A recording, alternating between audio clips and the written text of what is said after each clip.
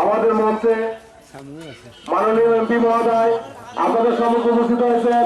আপনারা নিশ্চিত ঘোরাফেরা গ্রহণ করুন। প্রিয় এলাকাবাসী, আপনারা নিশ্চিত ঘোরাফেরা না করে আপনারা যানবাহন আসন গ্রহণ করুন।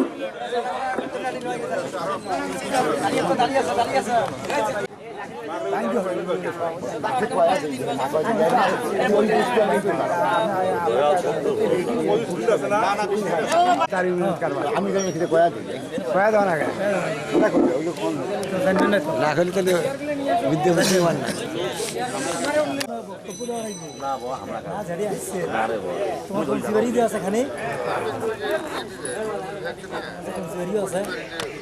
আসসালামু আলাইকুম।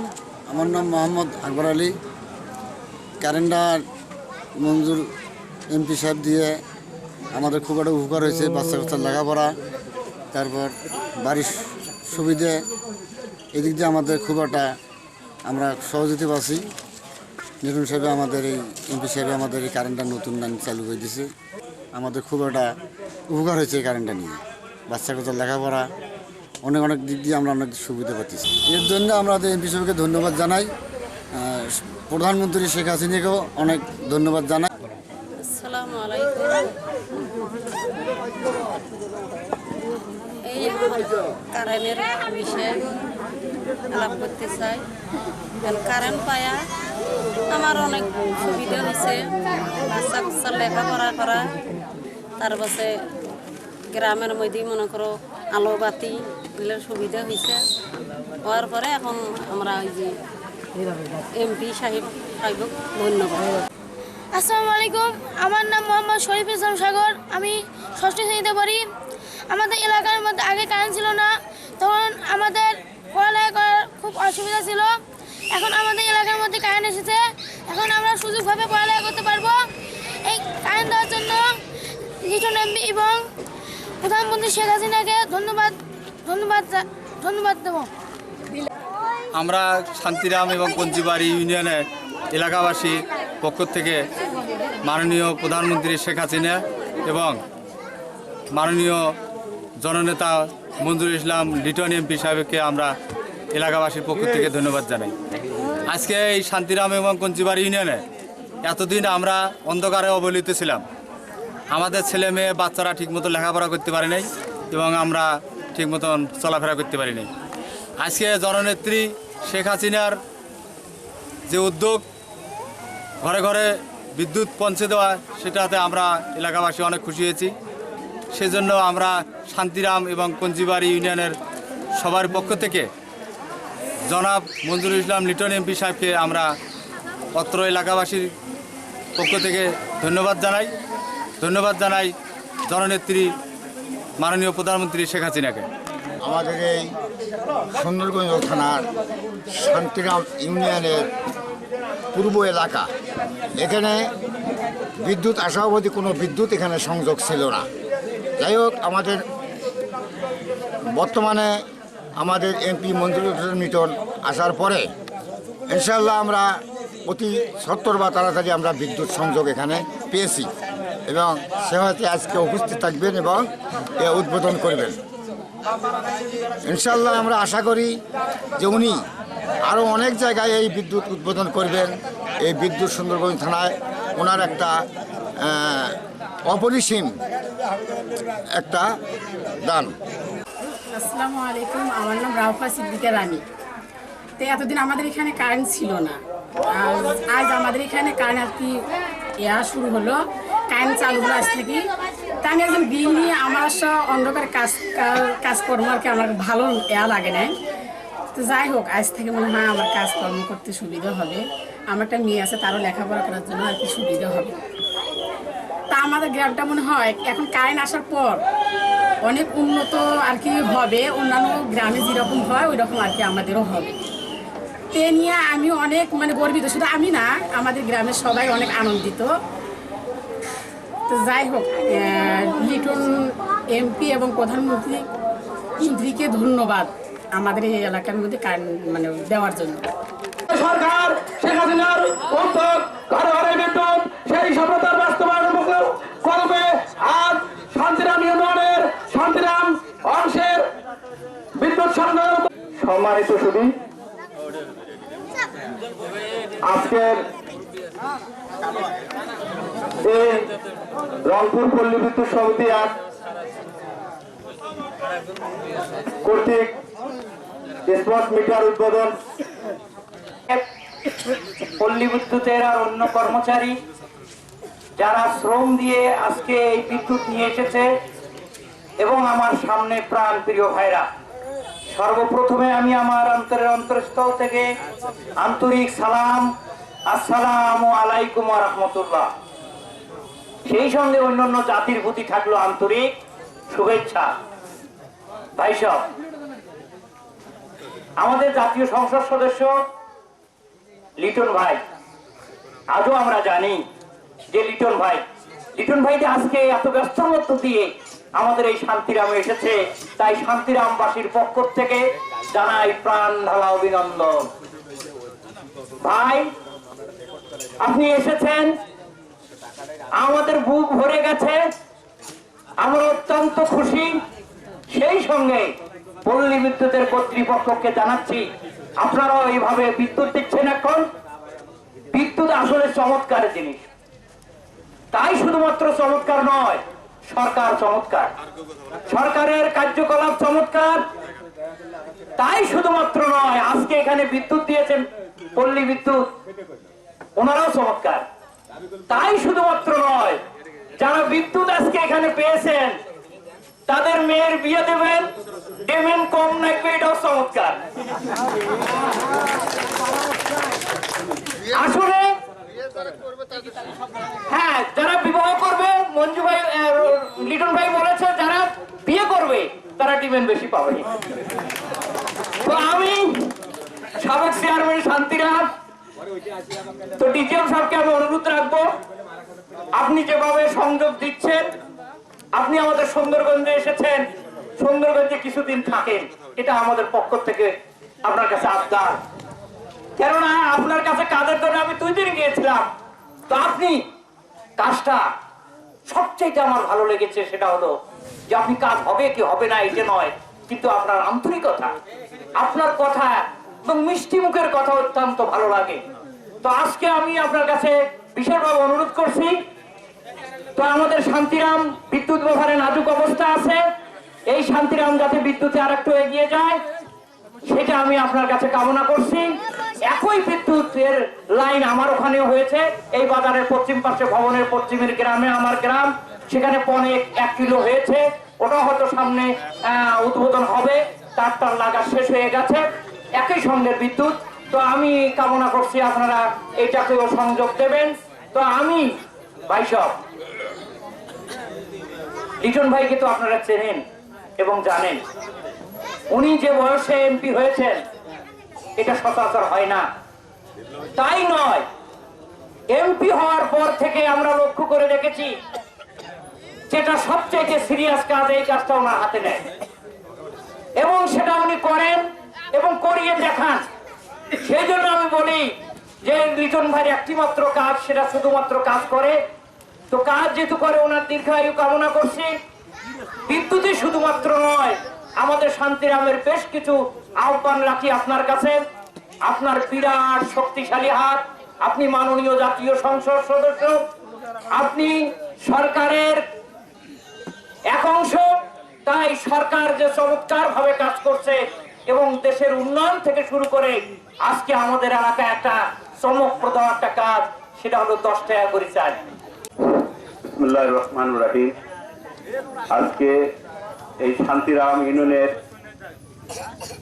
স্পট মিটারিং এর অনুষ্ঠানে সম্মানিত সভাপতি, মাননীয় প্রধান অতিথি, মাননীয় জাতীয় সংসদ সদস্য, পল্লী বিদ্যুতের ডিজিএম মহোদয় এবং বিভিন্ন ইউনিয়ন থেকে আওয়ামী লীগের নেতা ও কর্মীরা এবং আমার সামনে উপবিষ্ট এই অত্র অঞ্চলে আজকে যারা বিদ্যুৎ ভোগ করবেন আজ থেকে, তাদের সবাইকে সালাম, আসসালামু আলাইকুম। হিন্দুরা থাকলে তাদের আদাব। আমি সংক্ষিপ্তই বলছি। এখানে আমাদের চেয়ারম্যান সাহেব বলে গেলেন কিছুক্ষণ আগে এই বিদ্যুতের উন্নয়নের কথা। এখানে আরো দুই একজন বললেন বিগত সময়ে আমরা বিদ্যুৎ পাইনি। সবাই তো সব কাজ করতে পারে না। আমি শিক্ষকতা করি, হয়তো আমি পড়াশোনা বা আমার শিক্ষকতা করলেই হবে না। আমার যে বিষয়, আমি উদ্ভিদবিদ্যা, সেই সম্বন্ধে ভালো জানতে পারি। একটা গ্রামের মূর্খ লোক হয়তো জমি সম্বন্ধে ভালো জানতে পারে। কাকে অবমূল্যায়ন করা যাবে না। যে দক্ষ, সেই দক্ষ লোককেই আমরা নির্বাচন করা দরকার। এখানে আপনাদের এই যে বিদ্যুৎ আজকে যে পাচ্ছেন, আমি এলাকা পরিচালক হিসেবে 12 বছর ছিলাম। আমার সঙ্গে জাহাঙ্গীরও আছে। জাহাঙ্গীর এক টান ছিল, 3 বছর ছিল। আমরা বিদ্যুৎ নিয়ে অনেক সংগ্রাম করেছি। পল্লী বিদ্যুৎ সমিতিতে এখানে অনেক জিনিস চেয়েছি। বিশেষ করে আমি একটা কথা বলবো, একটা অভিযোগ কেন্দ্রের জন্য বামুনডাঙ্গায় আমি প্রায় 12 বছর সাধনা করেছি। শেষ প্রান্তে এসে আমাদের এমপি মহোদয়ের ডিও লেটার নিয়ে চেয়ারম্যান মহোদয়কে দেওয়ার পরে অতি দ্রুত 2 মাসের মধ্যে সেখানে একটা অভিযোগ কেন্দ্র হয়ে যায়। আর একটা সুখবর জানবেন, আমাদের ধুপনিতে একটা সাব স্টেশন অভিযোগ কেন্দ্র আছে। এমপি মহোদয় আরেকটা ডিও লেটার দিয়েছেন, সিসাতে আরেকটা অভিযোগ কেন্দ্র হবে। আমার মনে হয় অতি সত্বর এটা হয়ে যাবে। এখানে আরো খবর আপনাদের, এই যে বিদ্যুৎ, আগে বিদ্যুৎ আমাদের এলাকায় এ যাবৎকালে এই প্রায় 25 বছরের মতো হলো, 25-26 বছর 500 কিলোমিটারের অধিক বিদ্যুৎ হয়নি। কিন্তু আমাদের এমপি মহোদয়, আপনারা সংসদ অধিবেশন দেখেছেন, সংসদ অধিবেশনে আমার মনে হয় বাংলাদেশের মধ্যে যত এমপি আছে বিদ্যুৎ সম্পর্কে আমাদের এমপির মধ্যে কোনো কথা বলেননি এখানে। এই সুবাদে এবং উনি বিভিন্ন চেয়ারম্যান মহোদয়, তারপর বিদ্যুৎ মন্ত্রী এবং সংসদে কথা বলার পরে আপনাদের একটা সুখবর উনি বয়ে নিয়ে আসছেন। এ যাবৎ প্রায়, উনি নিজেও বলবে, আমার কাছে হিসাব নাই, প্রায় 600-700 কিলোমিটার বিদ্যুৎ অলরেডি আমাদের চন্দ্রগঞ্জ ঢুকে গেছে এবং প্রত্যেক বাড়ি বাড়ি বিদ্যুৎ হয়ে যাবে। এখানে আর একটা সুখবর আছে, বাংলাদেশের মধ্যে 2টি পল্লী বিদ্যুৎ সমিতি, গোপালগঞ্জ শেখ হাসিনার নিজের বাড়ি যেখানে, সেখানে একটা, আর মিঠাপুকুর উপজেলায় মিঠাপুকুরের ছুটি বাড়িতে এই পল্লী বিদ্যুৎ সমিতিকে একটা পাইলট স্কিমে সরকার গ্রহণ করেছে। সেই সুবাদে এমপি সাহেব এই সৌভাগ্যবান, ওনার কথা বলার জন্য এই মেগা প্রজেক্টের মধ্যে অন্তর্ভুক্ত হয়েছে। এবং আরেকটা সুখবর, 18 সালের মধ্যে 21 সালের মধ্যে বিদ্যুৎ ঘরে ঘরে হওয়ার কথা ছিল, কিন্তু সেটা আমাদের মাননীয় জাতীয় সংসদ সদস্য ডিও লেটার দিয়ে ব্রিগেডিয়ার চেয়ারম্যান মহোদয়কে উনি অভিহিত করেছেন, যেহেতু আমাদের এলাকায় বিদ্যুৎ কম, আমাদের এই এলাকায় তো অতি দ্রুত বিদ্যুৎ করতে হবে। সেই সুবাদে ওই প্রজেক্টটা আগের থেকে আসে 17 সালের জানুয়ারি থেকে প্রত্যেক পারিবারিক বিদ্যুৎ হবে। আপনাদের কাকার ধর্ণা ধরতে হবে না, কোনো দালালকেও ধরতে হবে না। আর একটা সুখবর আপনাদের দেই, আপনারা জানেন এই যে বিদ্যুৎ হচ্ছে, আর কোনো কাজে যেতে হবে না। যখন মাপযোগ শুরু হবে আপনারা দেখাই দেবেন এবং মাপ হবে, এবং 18 সালের মধ্যেই কিন্তু বিদ্যুৎ হয়ে যাবে। এটা কিন্তু এমপি সাহেবের অবদান। আসসালামু আলাইকুম। আল্লাহর অশেষ রহমত, আমরা একটি ব্যতিক্রমী প্রোগ্রাম আছে এখানে সফলভাবে সম্পন্ন করতে পেরেছি। চেয়ারম্যান সাহেব যে বক্তৃতা দিয়েছেন সুন্দরগঞ্জে আমার থাকার বিষয়ে, আমি ওনাকে আন্তরিকভাবে ধন্যবাদ জানাই আমার এই কাজটাকে মূল্যায়ন করার জন্য। আমি এমনিতেই আপনাদের পরিচয় একটু পরিচিত হই। অনেক সময় জিজ্ঞাসা করে এলাকার লোক বা বন্ধু বান্ধবদের, কোথায় আছে, কোথায় চাকরি করতেছেন। তা আমি খুব সহজভাবে বলি, আমি বলি সুন্দরগঞ্জের শান্তিরামে আমি থাকি। সুন্দরগঞ্জের শান্তিরামে নামটা খুব সুন্দর। এই শান্তিরামে শান্তিপ্রিয় মানুষের মাঝে আজকে আমরা যে একটি স্লোগানের বাস্তবায়নের অংশ হিসাবে উপস্থিত হতে পেরেছি, শেখ হাসিনার উদ্যোগ ঘরে ঘরে বিদ্যুৎ, এই স্লোগানটাকে বাস্তবায়ন করার জন্য বাংলাদেশ পল্লী বিদ্যুতায়ন বোর্ড তথা বাংলাদেশ পল্লী বিদ্যুৎ সমিতি সমূহ সারা বাংলাদেশে বিদ্যুতায়নের কাজ করে যাচ্ছে। আপনারা জেনে খুশি হবেন যে আমরা যে বক্তৃতায় শুনেছি 2017 সালের মধ্যে, জুনের মধ্যেই ইনশাল্লাহ আমরা নকশার কাজ সম্পন্ন করতে পারবো সুন্দরগঞ্জে, অর্থাৎ বাংলাদেশ পল্লী বিদ্যুতায়ন বোর্ডের পক্ষ থেকে সুন্দরগঞ্জকে শতভাগ বিদ্যুতায়নের জন্য পরিকল্পনা ছিল 2018 সাল। আমাদের মাননীয় এমপি মহোদয় এটা আমাদের ঢাকা অফিস অর্থাৎ বাংলাদেশ পল্লী বিদ্যুতায়ন বোর্ডে যোগাযোগ করে এটা 17 সালে নিয়ে আসছেন। এটা আমাদের জন্য অবশ্যই খুশির খবর। আমরা আজকে এখানে আরেকটি প্রোগ্রাম যেটা বলতেছি, ব্যতিক্রমী প্রোগ্রাম, যে স্পট মিটারিং এর মাধ্যমে বিদ্যুৎ সংযোগ দিতে যাচ্ছি। এর নেপথ্যে কিছু কারণ আছে। আমরা সাধারণ গ্রামের মানুষ, অনেকে অফিস চিনি না, অফিসই চিনি না, অনেকে অফিসের সিস্টেম, কাজের সিস্টেম তো পরের কথা, অফিসটাই জানি না এই অফিসটা কোথায়, পল্লী বিদ্যুৎ অফিসটা কোথায়।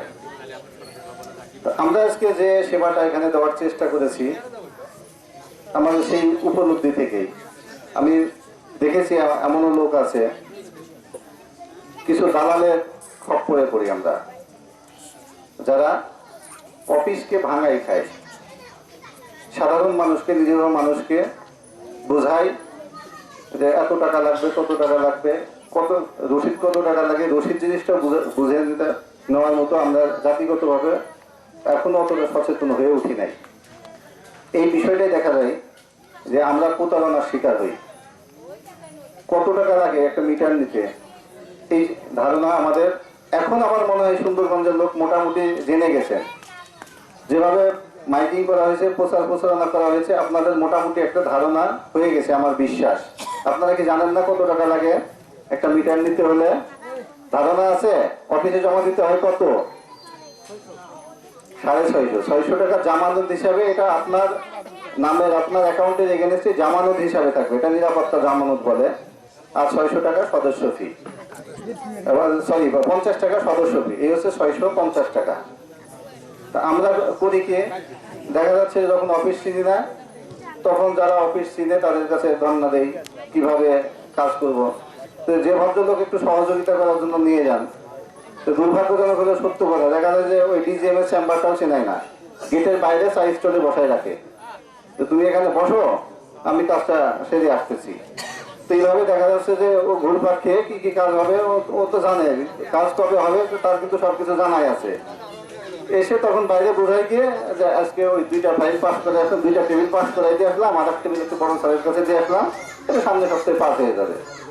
নিয়ে বোঝাইতে যাই দিয়ে লোক আসলো, ওই লোক তখন বুঝতে পারে 2 টেবিল পাস হয়েছে, সামনে সপ্তাহে বা সামনে মাসে আর একটা টেবিল পাস হবে। এইরকম প্রচলিত বিষয়গুলো আছে।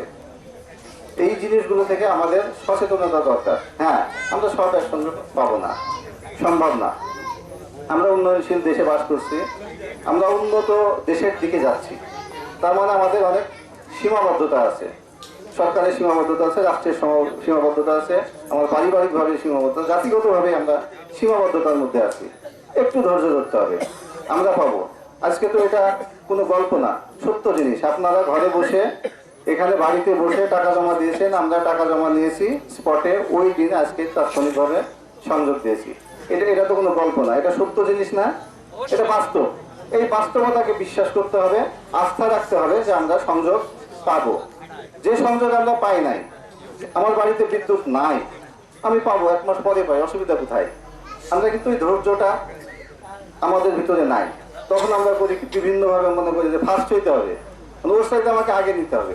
তবে আমরা সবাই পাবো, একটু ধৈর্য ধরেন, আমরা সবাইকে বিদ্যুৎ দেবো, আমরা সবাই বিদ্যুতের সুবিধা পাবো ইনশাল্লাহ। সরকার সেই পরিকল্পনা হাতে নিয়ে কাজ করে যাচ্ছে। আমরা দালাল বাটপারের দ্বারা প্রতারিত হব না। আমাদের সচেতনতা বাড়া দরকার। এই মেসেজটুকু আপনাদের মাঝে প্রচারের জন্য আমরা এই ব্যতিক্রমী উদ্যোগ নিয়েছি।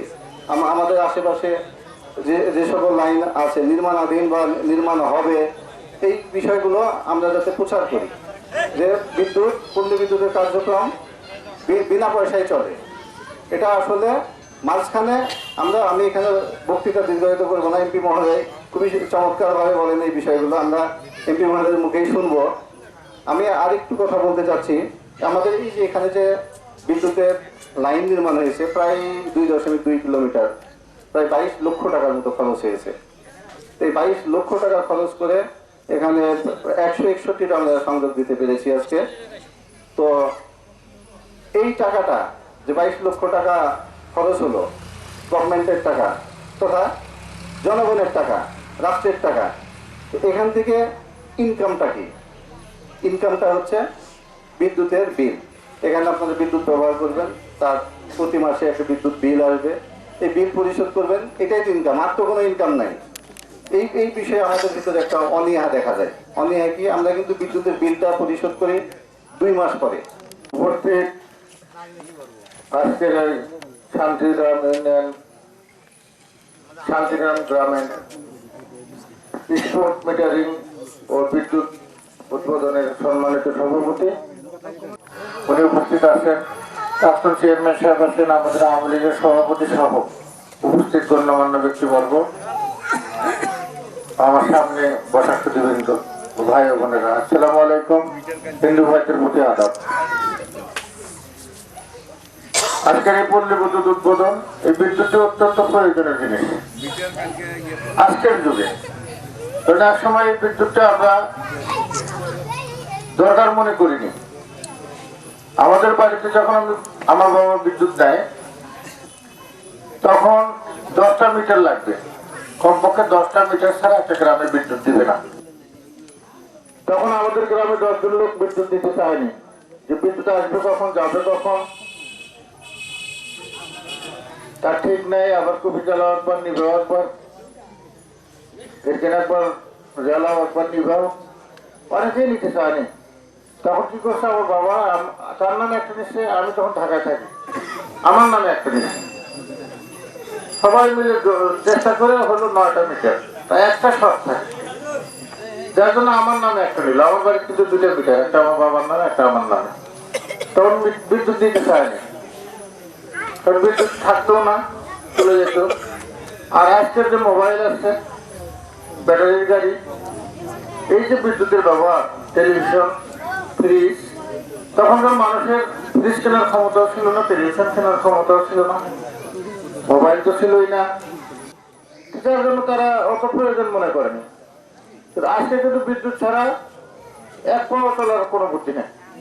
ডিজিটাল বাংলাদেশ সরকার, বাংলাদেশ আমাদের শেখ হাসিনা ঘোষণা দিচ্ছে, সেই মোতাবেক আমরা কিন্তু বাংলাদেশ অগ্রসর হচ্ছে এবং উন্নয়নের দিক যাচ্ছে। মানুষের আজকে জীবনযাত্রার মান বাড়ছে। আজকে আমরা কি করছি, আমরা ফ্রিজ কিনছি, টেলিভিশন কিনছি, আমরা না যারা কারণ নেই তারা কিনতে পারছেন না, পাশে আত্মীয় স্বজন কিনছে। আমাদের এই বিদ্যুৎটা এত প্রয়োজনীয় যে বিদ্যুৎ ছাড়া এক পাওয়া চলার বুদ্ধি নেই, তার জন্য আজকে অনেক চাহিদা। এই মন্ডলে হাটের মতো জায়গায় আমি আওয়ামী লীগের সভাপতি হওয়ার পর আমাকে পল্লী বিদ্যুৎ এসে বললো যে ওখানকার লাইটটা পাস হয়েছে, তা আমাদের যে একটা টার্গেট থাকে, একটা জায়গায় গেলে মিনিমাম এতগুলো মিটার লাগবে, এতটা সেচ প্রকল্প লাগবে। ওখানে মন্ডলের কয়েকটা ভদ্রলোক ছিল, হিন্দু ভদ্রলোক, তারা একটা 6 মিল চালাইতো, একটা রাইস মিল চালাইতো, ডিজেলে কিনতে। তাদেরকে বললো যে ওই 2 জন যদি আর 2-1টা সেচ যদি নেয় তাহলে আমরা মন্ডলের হাতে কারেন্টটা দিব। ওনাদের বোঝানোর চেষ্টা করলাম, খবর দিলাম, বললো না আমাদের ডিজেলই ভালো, কারণ বিদ্যুৎ থাকে না, ডিজেলই ভালো। আমরা একবার বিদ্যুতের যদি আমরা সামিল করি, করা তরকারিটা যদি থামে যায়, আবার বসে থাকবো, আবার কখন চালু হবে লেবার কেটে। এই মন্ডলের হাটেই আমি চেষ্টা করে দিতে পারি, মন্ডলের হাটের মতো এলাকা। আজকে কিন্তু সবাই চাচ্ছে এবং আমরাও দিচ্ছি। আপনারা জানেন, আমরা যখন ক্ষমতা ছিলাম 1996 থেকে 2001 সাল পর্যন্ত আমরা বিদ্যুৎ উৎপাদন করতে করতে 4400 মেগাওয়াট বিদ্যুৎ আমরা উৎপাদন করছিলাম। আবার যখন শেখ হাসিনা ফিরে আসলেন 2008 সালে, 8 বছর পরে এসে দেখে 3400 মেগাওয়াট, 1000 মেগাওয়াট বিদ্যুৎ নাই, কমে গেছে। তারা কোনো বিদ্যুৎ কেন্দ্র নতুন তো তৈরি করেই নেই, আরো যে কেন্দ্রগুলো ছিল একটার পর একটা নষ্ট করে চলেছে। তারা যে কি করছে, যত পুরানা পায় সিঙ্গাপুর থেকে কিনে নিয়ে এসে এই বিদ্যুৎ কেন্দ্রগুলো লাগায় সব বিদ্যুৎ কেন্দ্রগুলো নষ্ট করে দিচ্ছে। যেখানে বাড়ানোর কথা সেখানে কমাইছে। তারপরে আমাদের শেখ হাসিনা 8 সালের পরে এসে কিন্তু বিদ্যুতে হাত দিয়েছে, হাত দিয়ে আজকে 15,000 মেগাওয়াট, 15,000, যেখানে 4400 রাখে ফিরে এসে পাইলে 3400, 1000 নাই, সেখান থেকে একটা এই 3400 থেকে আজকে 15,000, তাহলে দেখেন আপনার 12,000 মেগাওয়াট কিন্তু এই উনি 3 আর 5 আর 3 8 বছরে করছে। আরো করতেছে, আপনার দেখেন রামপাল করতে দিবে না, তারপরে কিন্তু আমরা বসে নাই, আমরা কিছু করতেছি। আজকে আমাদের সরকার বিদ্যুৎ উৎপাদন করছে, এখন আমরা বন্টন করব। আমাদের সরকার ঘোষণা দিচ্ছে 2021 সালের মধ্যে বাংলাদেশ ডিজিটাল হবে, বাংলাদেশের মধ্যমানের দেশ হবে এবং ঘরে ঘরে বিদ্যুৎ দেবে।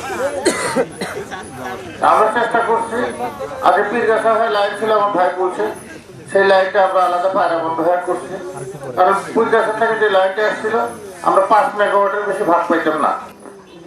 আর যেহেতু কম পাইতাম, যখন 5 মেগাওয়াট বিদ্যুৎ একখানে দিতে সবাই একসাথে সুইচ দিতে 11 মেগাওয়াট পর্যন্ত লাগতো। আর আমাদের ট্রান্সফরমার আছে যেটা সাব স্টেশন, সেখানে আছে 10, আমরা নিতে পারি হলো 8। আমরা নতুন যে লাইনটা করছি তাতে আমাদের ক্ষমতা হলো আমরা 23 মেগাওয়াট আমরা বিদ্যুৎ দিতে পারবো।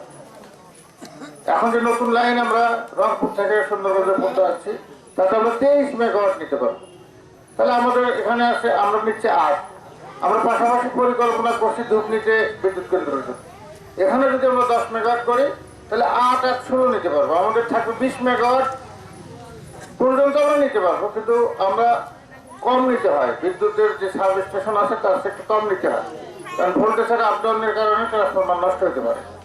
তা আমরা 16-17 পর্যন্ত হয়তো নিতে পারবো, 18 যদি প্রয়োজন হয় ইমার্জেন্সি 18 নিতে পারবো, কারণ আমাদের 23 মেগাওয়াট তো লাইন আমরা আলাদা করে নিয়ে আসছি। যার জন্য আমরা কিন্তু বিদ্যুতের কাজ এই 3 বছরে আমি এমপি হওয়ার পরে অনেক করছি। দীর্ঘ 25 বছরে সুন্দরবনের বিদ্যুৎ লাইন হচ্ছে 550 কিলোমিটার, আর মিটার ছিল 18,000। এই গত আমি এমপি হওয়ার পরে প্রায় 535 কিলোমিটার আমি এমপি হওয়ার পরে কারেন্টের লাইন নিয়ে এসেছি। আর এখন আমার মিটার হলো 35,000।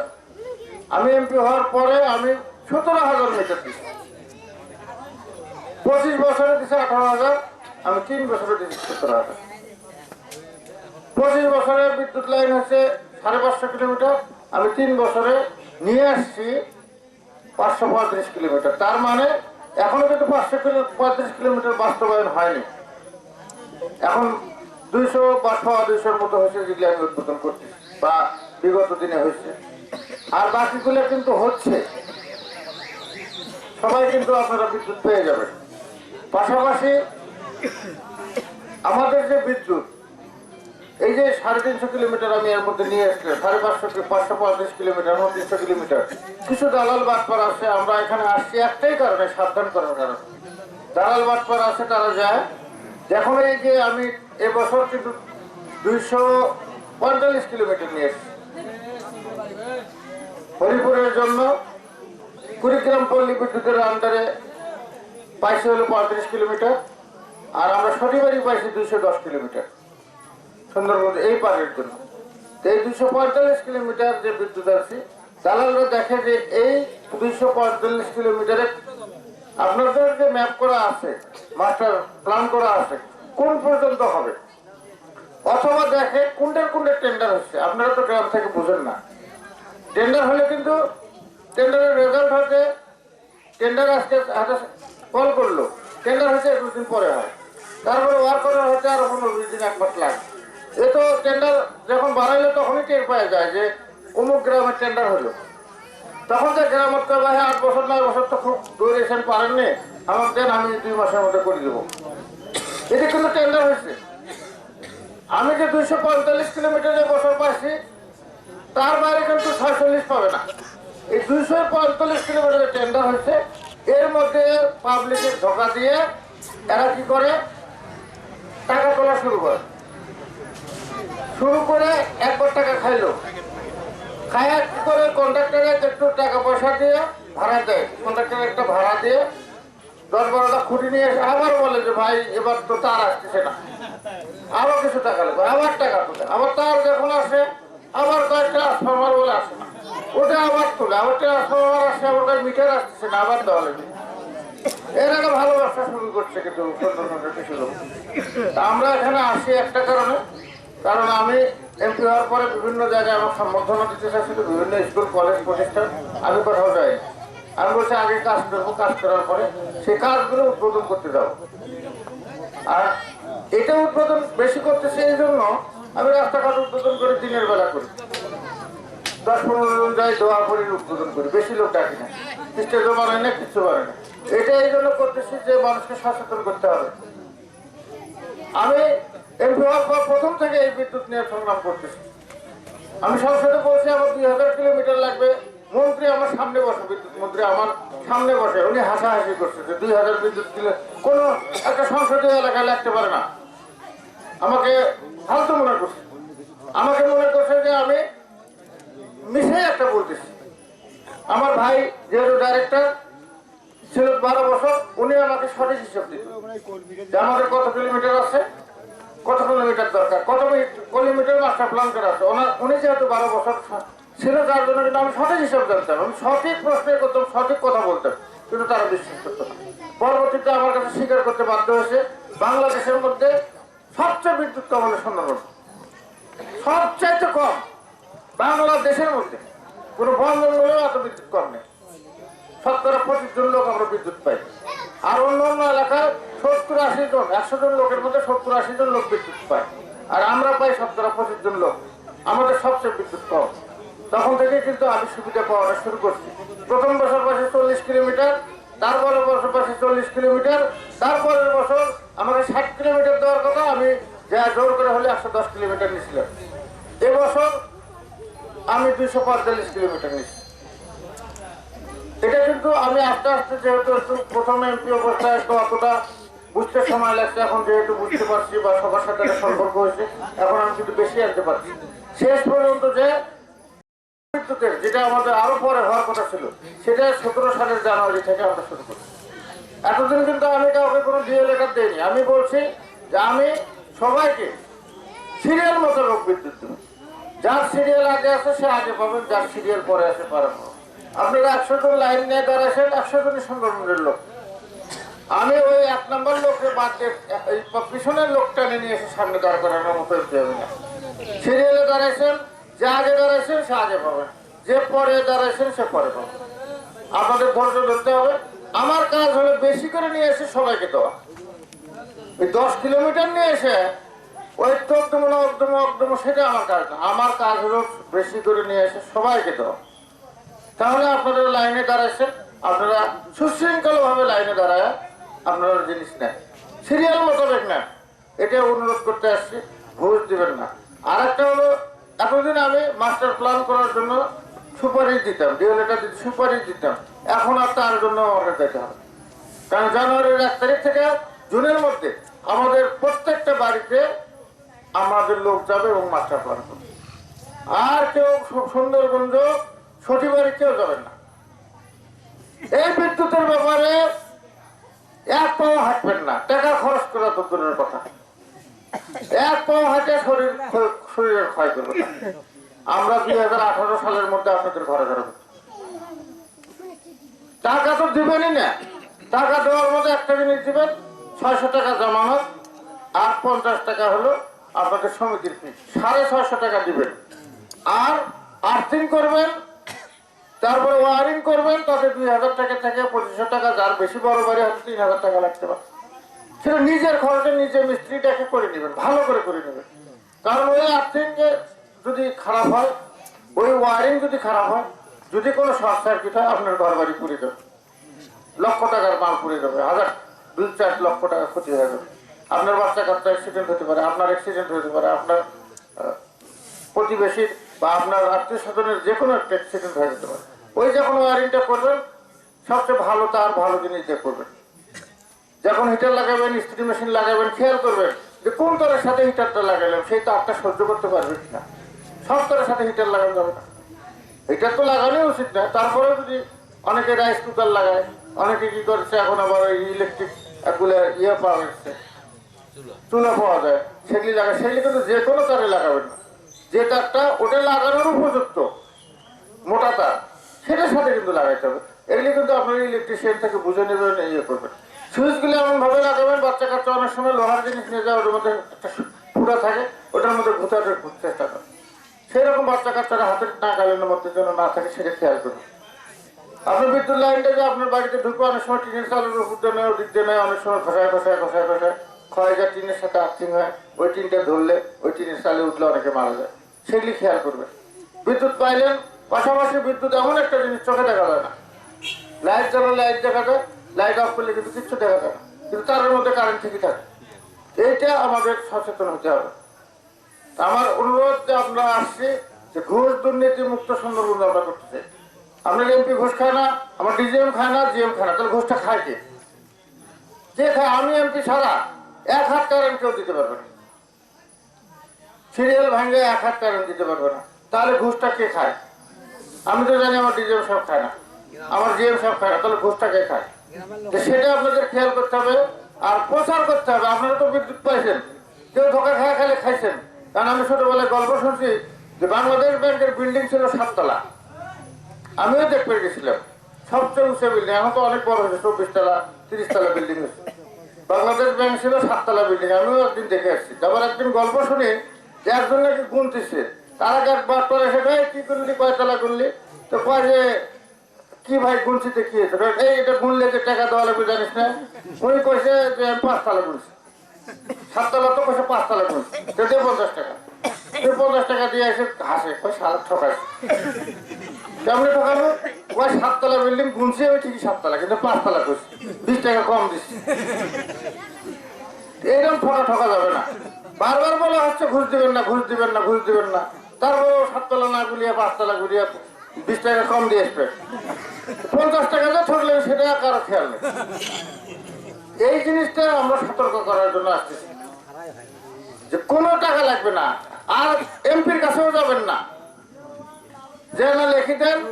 অনেক সময় ওনাদের অফিসে গেলে অনেকে বলে যে উনি সুপারিশ করলে কাম হবে, উনি ডিও লেটার দিলে কাম হবে। আমি কোনো ডিও লেটার দিই, কারণ আমি সিরিয়াল ভাঙবো না, আমি যে কথা বলি সেই মোতাবেক কাজ করি।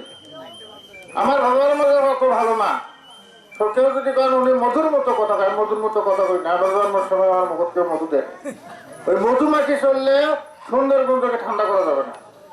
চোর বাটপাড়ের হাত থেকে আমার নিরীহ লোককে বাঁচানো যাবে না। আমি চোর বাটপাড়ের জন্য এমপি হয়নি, আমি নিরীহ লোক, কৃষক, শ্রমিকের জন্য এমপি হয়েছি। আমার বাপ কৃষক ছিল, পাশাপাশি স্কুলে শিক্ষকতা করছে। আমরা 7 ভাই বোন, আমার চাচাতো ভাই বোন 5 জন, এই 12 জনকে আমার বাবা লেখাপড়া শিখেছে কৃষিকাজ করে, খালি মাস্টারি করে তো হয়নি, আমার মা পাশাপাশি চাকরি করছে। এভাবে কিন্তু আসছি আমরা এইখানে। আমাদের টাকার দরকার নাই, আমার মাত্র একটা ছেলে, আমার খাওয়ার লোক নাই।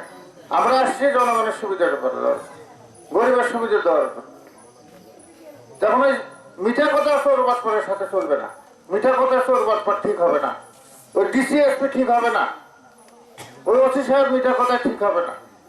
ওই জন্য আমার কিন্তু মেজাজ অত ভালো না। হয়তো রাগ করে ওনাকে এসে বলে দুর্নীতি আমার রাগ করে, আমি রাগ করি কারণ আমি চাই যাতে দুর্নীতি কমে, যাতে মানুষ সচেতন হয়, যাতে মানুষ তারা তাদের যে অধিকার, আমরা ট্যাক্স দেবো, খাজনা দিব, সেই টাকায় তো কাজ হবে।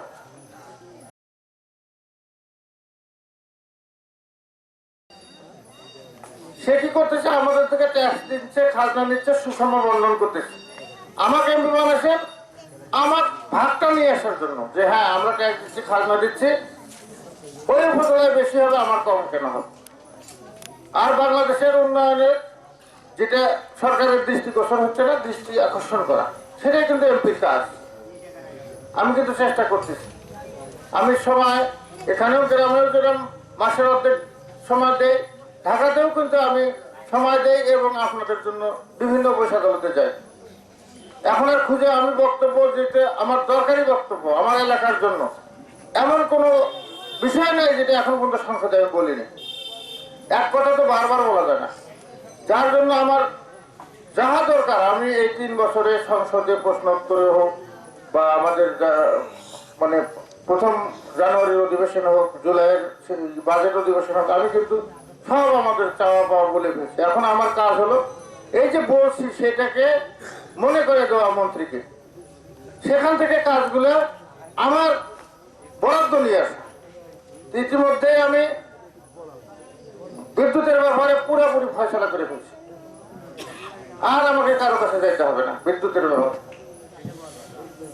সুন্দরগঞ্জ 25 বছরে যাওয়া হয়েছে, আমি 3 বছরে করছি, আর বাকি যেটা করব সামনে সেটা বোনাস। 25 বছরে যা করছে আমি 3 বছরে তাই করছি, সব এই পরিমাণ বিদ্যুৎ নিয়েছি। তার মানে আমি 18,000 মিটার থাকতে আমি পেয়েছি, এখন 35,000 হচ্ছে। 1,000 তো কম, ডবল হয়েছে, সেটা 1 মাস 1.5 মাসের মতো হয়ে যাবে, 1-1.5 মাসে হয়ে যাবে। আর বিদ্যুৎ যে আমি প্রায় 550 কিলোমিটার, 15 কিলোমিটার কম নিয়ে এসছি, তাহলে তো সমানই প্রায় নিয়ে এসছি। সেটা তো কাজই হয়নি, কেবল 200-250 কিলোমিটার হচ্ছে, আরো তো 300 হবে, এই শীতকালে হয়ে যাবে। যারা মাস্টার প্ল্যানের আওতায় আছেন, আমি আশা করতেছি 17 সালের মধ্যেই পাওয়া যাবে। আর যাদের মাস্টার প্ল্যান আগামী জানুয়ারি থেকে শুরু হয়ে মার্চ, এপ্রিল, মে, জুনের মধ্যে হবে, তাদের এই মাস্টার প্ল্যানটা কি হবে, এরা মাস্টার প্ল্যানকে ঢাকায় পাঠাবে, এস্টিমেট হবে, টেন্ডার হবে, তারা কিন্তু যে আগামী শীতে পাবে। আরেকটা জিনিস, আগামী সিজনে একটু গালাগালি আমাদের কম করে, কারণ আমি হিসাব করে দেখছি গতবার আমাদের কেউ গালাগালি করেনি, কারণ আমাদের 11 মেগাওয়াট লাগলেও গতবার নিরবিচ্ছিন্ন বিদ্যুৎ পাইছি জন্য শেষ মৌসুমে কি হয়েছে, আমরা বিদ্যুৎ দিছি, সবার মোটর চলছে, 24 ঘন্টা চালানো লাগে না, হয়তো 12 ঘন্টা চালাইছে, যে জমি ধরছে তার ভরে গেছে, যার জন্য আমাদের কিন্তু 8 মেগাওয়াটের বেশি লাগেনি, 7-8 মেগাওয়াটের বেশি লাগেনি। কিন্তু এবার এই ভটভটি গাড়িগুলো সমস্ত গুলো ব্যাটারি লাগাচ্ছে, যে ভ্যানত ব্যাটারি লাগাচ্ছে, আবার একগুলো যে গাড়ি আছে ব্যাটারি অটো আছে 40,000। এই তো আমাদের হিসেবে ছিল না, হুট করে 2 বছরের মধ্যে কোথেকে যে বোঝায় গেছে 140,000 বলে হয়েছে। এগুলি যদি খালি ঢুকে তাহলে তো ওই আমার 8 মেগাওয়াটে এবার হওয়া না, 8-এর তো বেশি তো আমি সরকারের আছে, কিন্তু আমি তো নিতে পারবো না। আমার ট্রান্সফরমার তো হলো 8, আমার ট্রান্সফরমার আছে, সাব স্টেশন আছে, নেওয়ার ক্ষমতা আমার হলো 10, আমার আছে ট্রান্সফরমার 10, আমি তো 8-এর বেশি নিতে পারবো না। খুব নাহলে রিস্ক নিয়ে 8.5 নিলাম, 2-1 সময় নাহলে 9 নিলাম রিস্ক নিয়ে। কিন্তু আমার এই ব্যাটারির গাড়ি তো আমি জানি যে কমপক্ষে 4-5টা আনবে। তো গতবার যদি আমার 8 লাগে থাকে, আর ব্যাটারির গাড়ি যদি 4টা নেয়, তাহলে এবার তো শেষ মৌসুমে 12 লাগবে।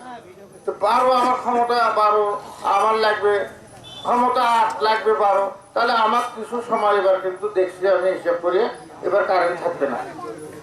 এই জন্য আমার অনুরোধ থাকবে, কারেন্ট থাকবে না কিছু সময়, কিন্তু আমরা যদি খেয়াল করি যে না সন্ধ্যা 6টার থেকে রাত 11টা পর্যন্ত ব্যাটারির গাড়ির চার্জ নেব না আর মোটরটা চালাবো না, তাহলে কিন্তু হয়তো আমরা পারি।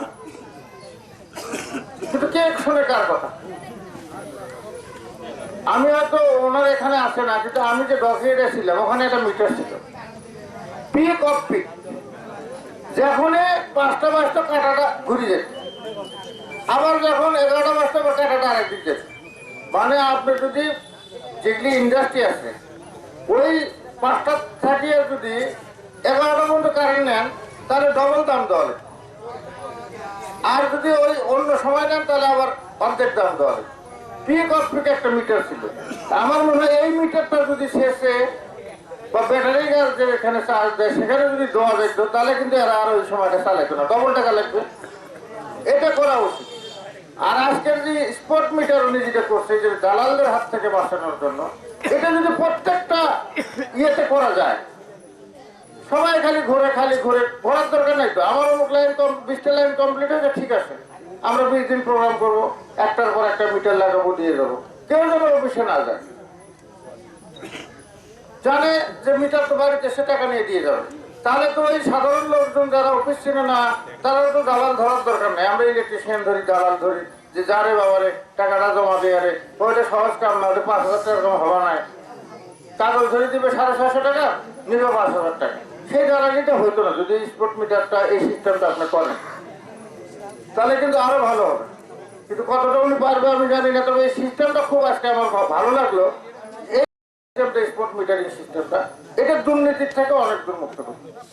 আমি ইতিমধ্যে মাইক ছাড়বো, কেউ যদি কোনো দালাল টাকা চায় সেটা যদি প্রমাণ সহ ধরে দিতে পারেন আমি 5,000 টাকা দিব, কারণ কিছু দালালের শাস্তি দেওয়ার দরকার আছে।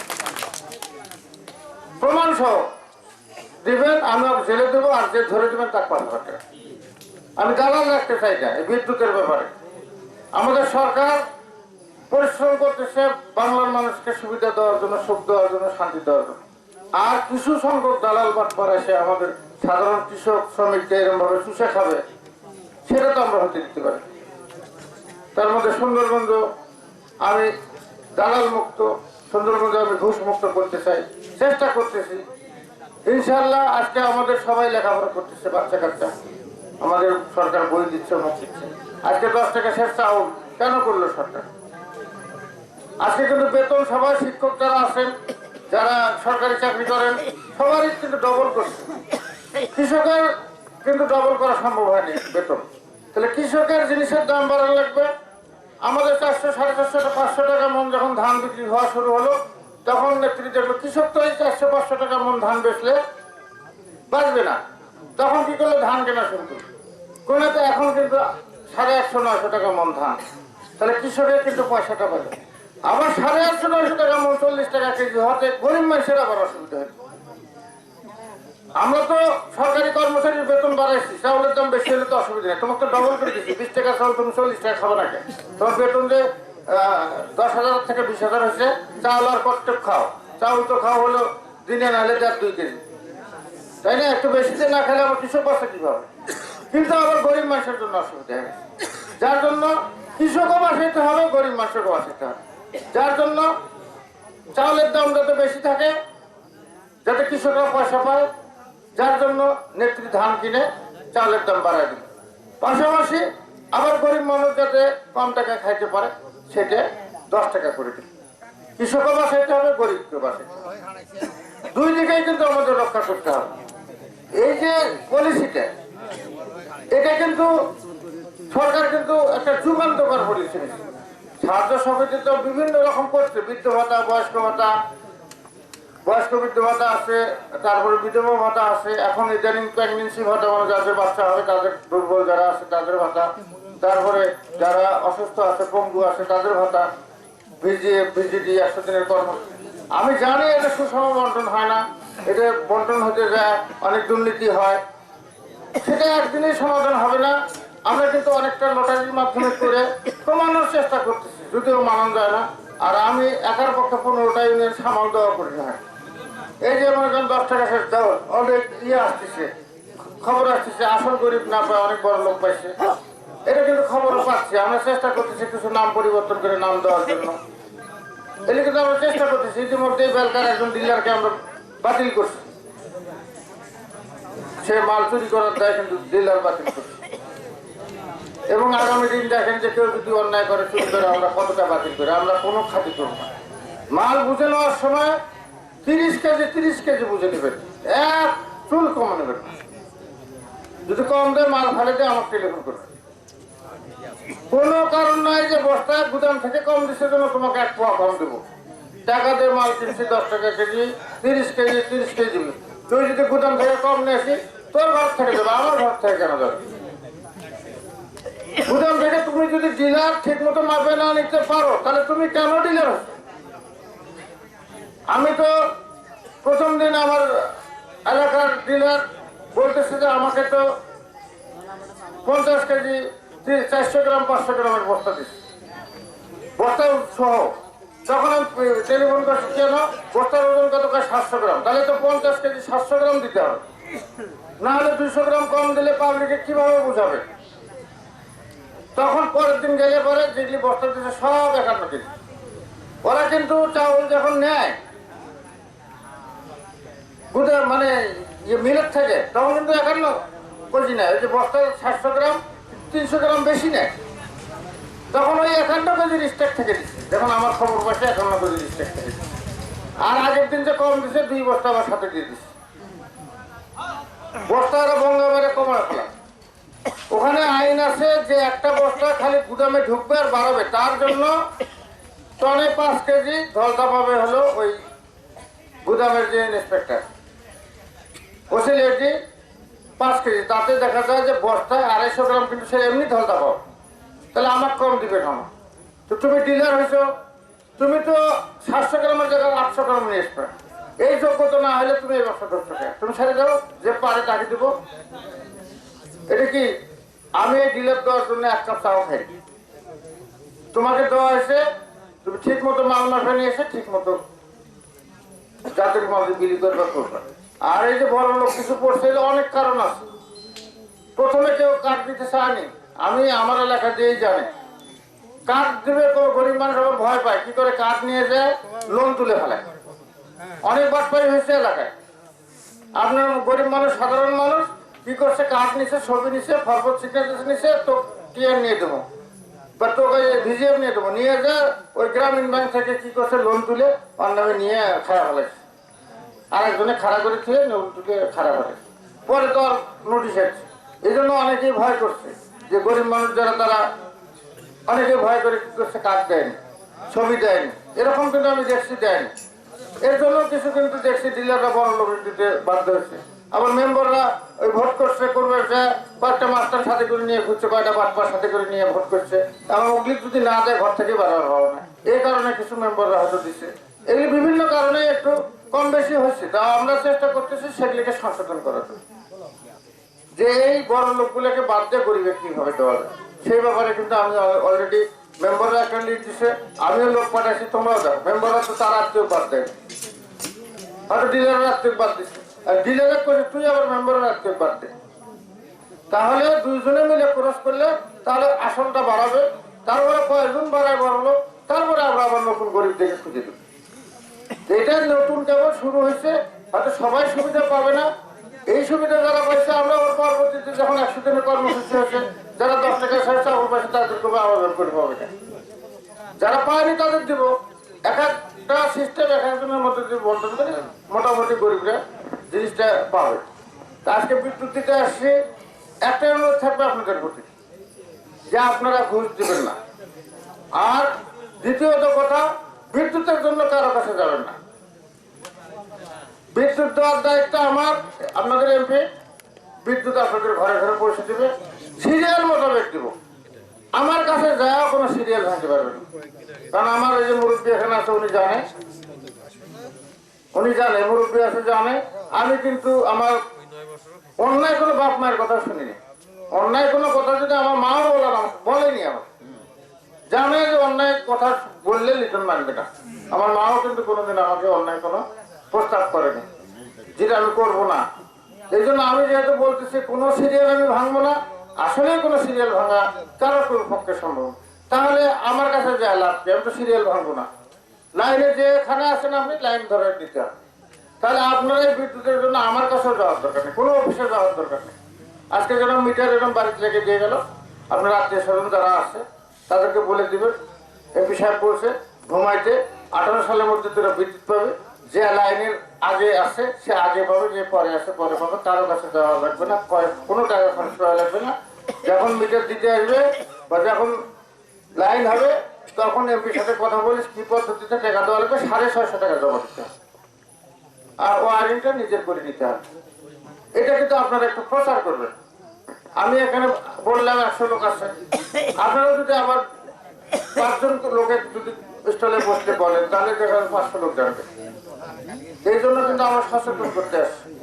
আমাদের সরকার শেখ হাসিনার সরকার, আমাদের সরকার যখন আসে, শেখ হাসিনা যখন ক্ষমতায় আসে, তখন আমরা ভালো থাকি। 96 থেকে 2001 সাল আমরা 10-12 টাকা চাউল খাইছি। টিনের বান ছিল মাত্র 700 টাকা, 800 টাকা, 600 টাকা। কোনো খেলের ঘর ওই বছর আর কারো ছিল না। 2001 সাল থেকে 8 সালের মধ্যে বিদ্যুৎও কমে গেল, চালের দামও বেড়ে গেল, আমাদের অভাবে ঠিক না। আবার 8 সালে আসছে সব, কিন্তু আজকে খাদ্য উদ্বৃত্ত। যেদিন 8 সালে খাদ্য আমরা ক্ষমতায় আসি, 50 লাখ টন খাদ্য ঘাটতেছি। আর আজকে আমরা খাদ্য বিক্রি করতেছি। আমরা শ্রীলঙ্কায় খাদ্য বিক্রি করলাম, চাউল বিক্রি করলাম।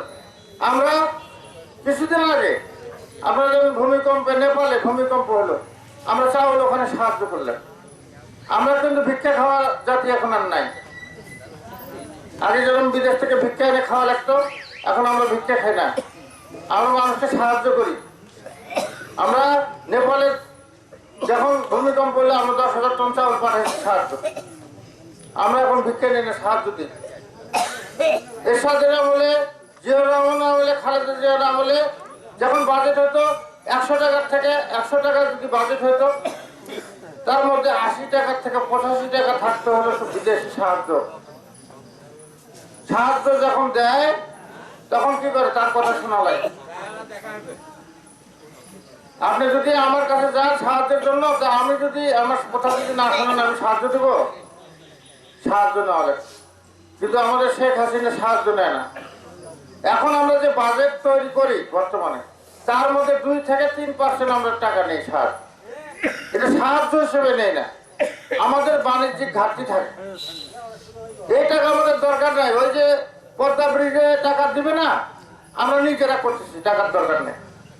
এই যে 2-3% যে আমরা সাহায্য বলেন বা লোন বলেন যেটা নেই, এটা কিন্তু সাহায্য না, এটা লোন। বিনা সুদে লোন, 1% সার্ভিস চার্জ।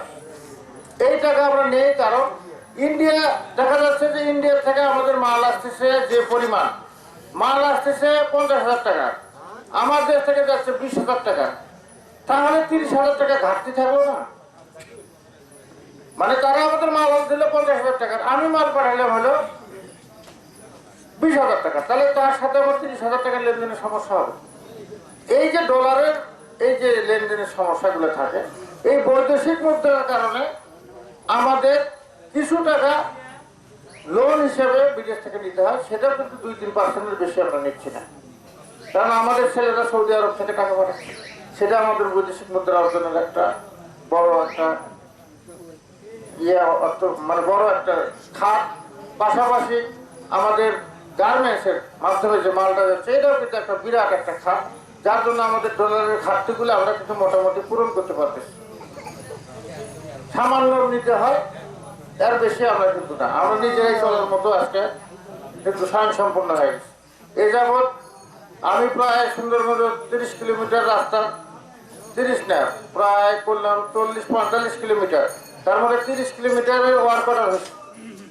গত বছর 15 কিলোমিটার হয়েছে, এবার 15 কিলোমিটারের ওয়ার্ক অর্ডার হয়েছে, আর 15 কিলোমিটার ওয়ার্ক অর্ডার 10-15 দিনের মধ্যে হবে।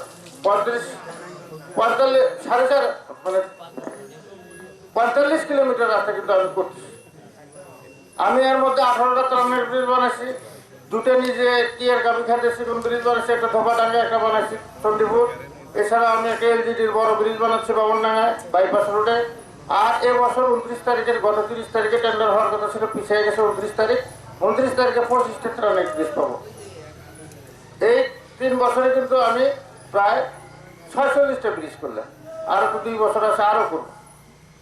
আবার আমাদের ব্রিজ হবে 30টা ব্রিজ, এ মাসে টেন্ডার হওয়ার কথা ছিল, সামান্য কারণে পিছিয়ে যাচ্ছে, হয়তো মাস 2 পরে টেন্ডারটা হবে। এর সাথে প্রায় 100 কিলোমিটার পাকা রাস্তা হবে।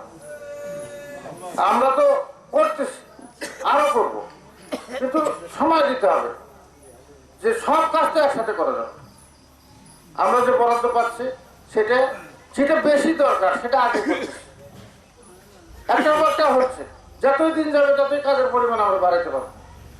ওই জন্য চিন্তার কিছু নাই, ধৈর্য ধরতে হবে। আপনি 20 তলা বিল্ডিং একদিনে করতে পারবেন না, 1 তলা 2 তলা 3 তলা 4 তলা, এইভাবে কিন্তু আস্তে আস্তে একটার পর একটা করতে হবে। যে স্পিডে আমরা কাজ করতেছি, মোটামুটি 5 বছরে যে কাজ আমি করব, আগামী স্বাধীনতার পরে যা না হয়েছে আমি 5 বছরে তার ডবল করে দেখাবো।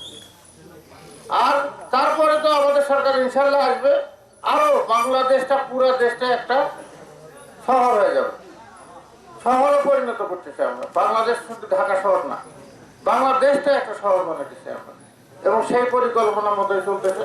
এবং আমরা 1940 সালের মধ্যে একটা উন্নত বিশ্ব, আজকে যে ইউরোপ আমেরিকা বলে, তাদের সাথে পাল্লা দিয়ে তাদের সমকক্ষ হতে চাই, সেই পরিকল্পনা নিয়ে কাজ করছে। আপনাদের প্রতি আবেদন থাকবে, জননেত্রী শেখ হাসিনার উপরে ভরসা রাখেন। ওনার যেভাবে নেতৃত্ব দিয়ে নিয়ে এগিয়ে নিয়ে যাচ্ছে, আপনারা সবাই একটা সুফল পাচ্ছেন। আর আমার কাজ হলো আপনাদের প্রতিনিধি হিসাবে জননেত্রী শেখ হাসিনার কাছ থেকে বা তার তহবিল থেকে সুন্দরবনের জন্য আমাদের যে প্রাপ্য সেই অধিকার আদায় করা, সেটা কিন্তু আমি চেষ্টা করতেছি। কতটা পারতেছি না পারতেছি আপনারাই বিচার করবেন। তবে আমার চেষ্টার কোনো ত্রুটি নেই। কোনো কারো পরামর্শ থাকলে, কোনো কারো কোনো কাজ থাকলে কোনো রাস্তাঘাটের সমস্যা থাকলে বলবেন, বলার সাথে সাথে হবে, এটা চিন্তা করার কিছু নাই। কিন্তু আমার মাথার মধ্যে যদি থাকে যে এই এলাকার এই কাজটা করা দরকার, এবছর না করে আগামী বছর করবো, 2 বছর পরে করবো, মাথার মধ্যে থাকতে হবে, আমার জানা থাকতে হবে, গুরুত্বটা বুঝতে হবে। আমি আবার শুনবো, শুনে আবার ইঞ্জিনিয়ারের সাথে কথা বলবো। ইঞ্জিনিয়াররাও তো বলে যে না স্যার এটার চেয়ে এটা দরকার বেশি, এটার চেয়ে এটা দরকার বেশি। ওরা কিন্তু মাঠে থাকে, দেখে, বোঝে। আপনাদের কোনো সমস্যা থাকলে আমাকে জানাবেন। আমাদের প্রতিনিধি নিজেরা না হলে আপনাদের প্রতিনিধি আছে, তাদেরকে আমাকে জানায়। অনেকেই মনে করে বললাম সঙ্গে সঙ্গে হয়ে যাবে, দিতে হবে, এরকম না। কিন্তু বললাম মানে একটা কাজ শুরু করলাম, তারপরে আমারও চেষ্টা থাকবে যে আমার কোন খান থেকে কোথা থেকে কিভাবে এই কাজটা করা যায়। আমরা কাজ করতেছি ইনশাআল্লাহ। আমাদের যারা চেয়ারম্যান মেম্বার নতুন আসছে তাদেরও আমি অনুরোধ করবো, আপনারাও জনগণের কাছে প্রতিশ্রুতি দিয়ে আসছেন সেবা করবেন, আপনারাও সেই মনোভাব নিয়ে কাজ করেন।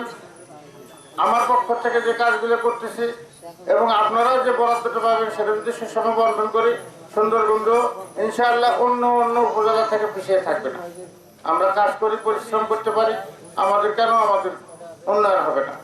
সবাইকে ধন্যবাদ জানাচ্ছি দীর্ঘ সময় বক্তব্য শোনার জন্য।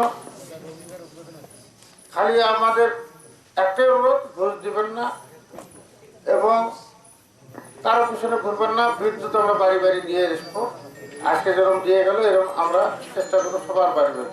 সবাইকে ধন্যবাদ জানিয়ে শেষ করছি। জয় বাংলা, জয় বঙ্গবন্ধু, জয় গণপ্রজাতন্ত্রী বাংলাদেশ সরকারের মাননীয় সংসদ সদস্য জনাব মঞ্জুর ইসলাম লিটন ভাই।